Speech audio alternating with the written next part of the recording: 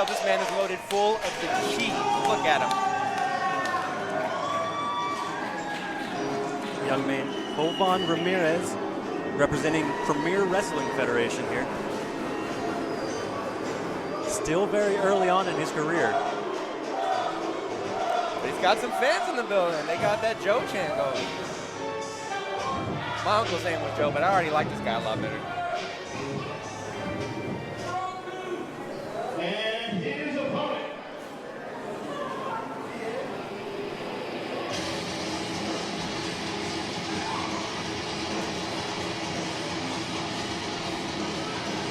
He hails from the origin of sound.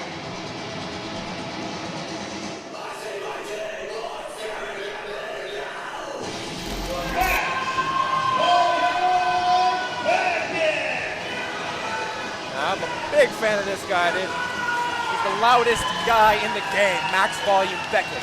He comes out, the music hits, you feel like you're a Warped Tour 2012 throwing down in the sweaty pits of the parking lot they threw that thing in. That's where Max Volume Beckett was built. And he's gonna bring all that angst, all that rage to Premier Wrestling Arena tonight. So it would seem that Ramirez has quite the challenge ahead of him. I hope he's got his earplugs in, because Max does get loud. As you can hear.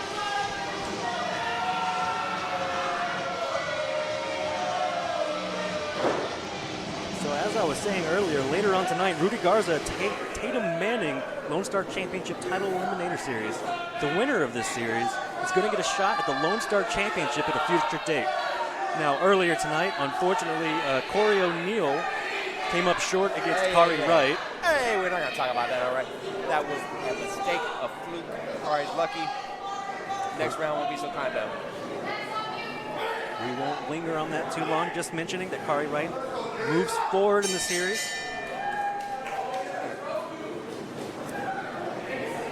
Right now, we got the young Jovaughn Ramirez going against Max Volume Beckett. Let's see if he can mute the Max Volume. Strong collar and elbow tie-up. Beckett takes the arm.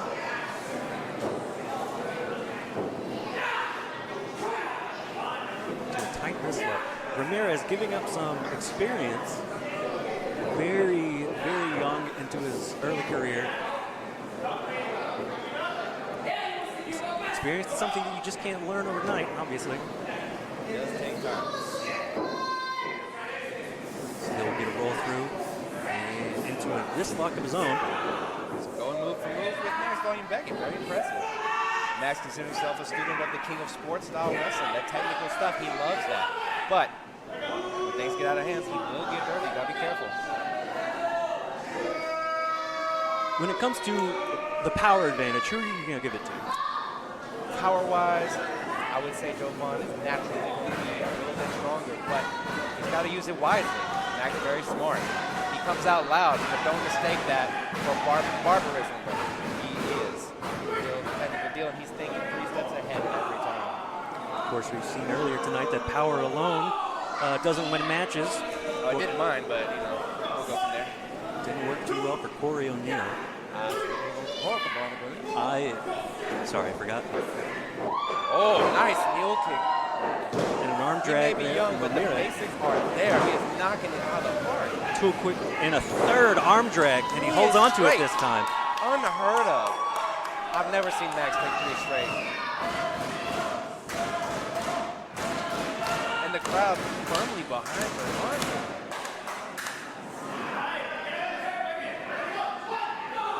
I told you he's down to get ready. He's pulling at the hair.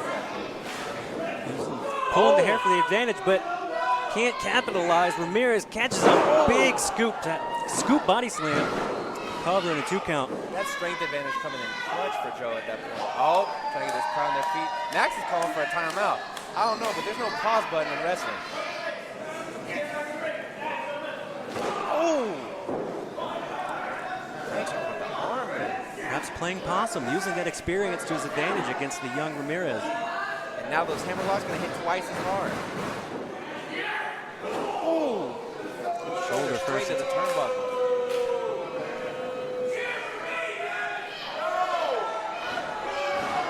An emphatic no from the fans, clearly behind Ramirez. They're obviously not fans of an encore. Hopefully he presses during the set. Shoulder first into the mat. That's going to be a pain point throughout this match. Is Jovaughn going to be able to manage that power that he has if he's down an arm?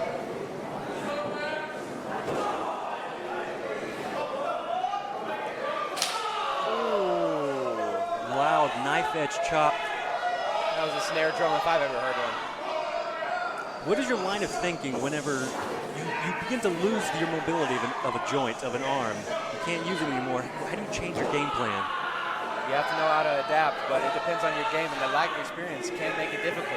We're going to see if Jovaughn can learn to harness, well, he's having a little bit of a fire here. Beckett took his eye off the ball. Oh! High angle back. May have back landed a little bit on suplex. that shoulder. That might be even more than we thought. Shaking his hand. I think I'm right. Ramirez trying to get feeling back in that hand. Beckett targeting the shoulder. Double axe handle there.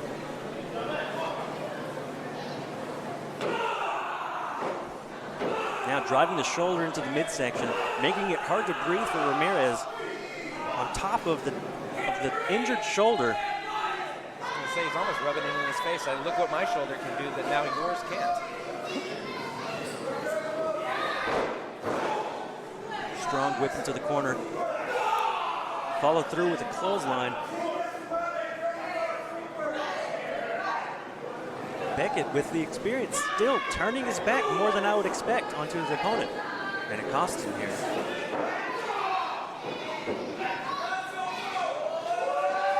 Whoa! Big crossbody from the second rope. Seems he landed on his shoulder, can't quite capitalize on this big move. That's what I'm talking about, adjusting to your body part. In his mind, he said that's the right move. When he landed, all his prior injuries are taking hold. But he seems to be energized at least. He's calling for the crowd. They're here for him. Big clothesline. Jinx, you owe me a coat. Actually, you owe me a cloth.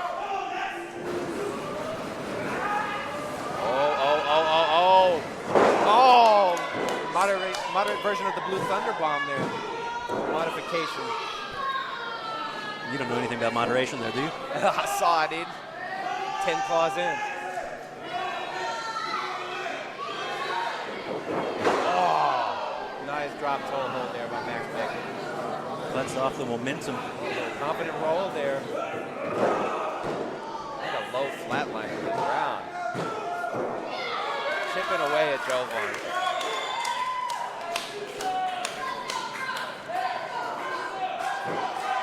Fans still firmly behind Jovaughn, and seems to be getting under Max's skin.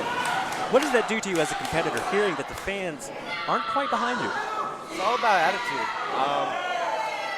It seems Max is very focused on them cheering for him, and it's not paying off, which might be throwing him off his game.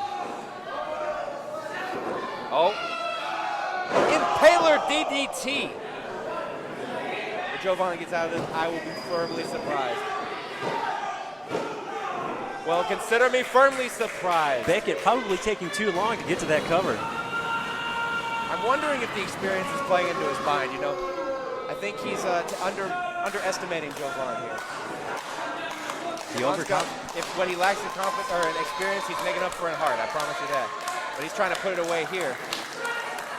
He's got him set up. Oh. Schoolboy. Wow! A surprise! Jovaughn! And Ramirez gets out of there.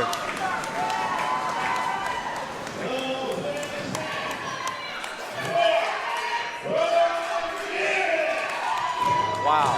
Quite the upset tonight. And that's going to do wonders for Jovan's confidence moving forward. He just pinned a technically sound, loudest guy in the game and put that man on mute.